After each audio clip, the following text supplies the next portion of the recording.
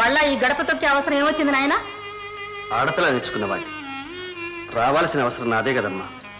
తారతమ్యాలెంచకుండా సంబంధం చేసుకుని విచారిస్తున్నాం. ఇక చాలు నాయనా. అంత మాట అనకండమ్మా. పద్మ కంటికి మంటికి ఏకదారుగా ఏడుస్తోంది. నీ చెల్లెలు బాధపడుతోందని నా బిడ్డ జీవితం అంతా ముద్దు ముచ్చడా లేకుండా మోడులా పడి ఉండమంటావా? భార్య ఉండగా మీ అబ్బాయికి మళ్ళీ పెళ్లి చేస్తారా?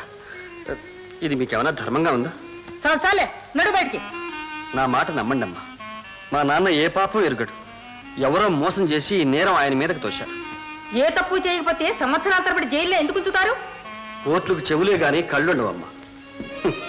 ఆ దుర్మార్గుల ఉచ్చుల్లో చిక్కుకున్న దౌర్భాగ్యుడు మా నాన్న. ప్రసాద్ తండ్రి గారి హత్య విషయంలో మా నాన్నకేమీ తెలియదు. అయితే మా ఇంట్లో పోయిన డబ్బు మీ ఇంట్లో ఎలా దొరికింది? అది కూడా ఆ గూడు పుఠాణిలో ఒక భాగమే. మీ నాన్నకేమీ తెలియదని నువ్వెంత మొత్తుకున్నా నేను నమ్మను. లోకం నమ్మదు.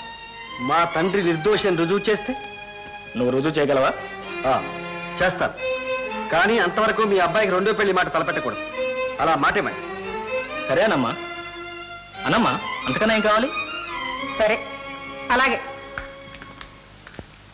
వస్తా బావగారు. ఈ వీడియో మీకు నచ్చినట్లయితే లైక్ చేయండి, షేర్ చేయండి. ఇలాంటి మరిన్ని సరికొత్త సినిమా వీడియోల కోసం ఛానల్ని సబ్స్క్రైబ్ చేయండి. అలాగే ఇక్కడ ఉండే ఈ గంట సింబల్ని క్లిక్ చేయండి. మేము అప్డేట్ చేసే ప్రతి వీడియో నోటిఫికేషన్స్ మీకు వచ్చేస్తాయి.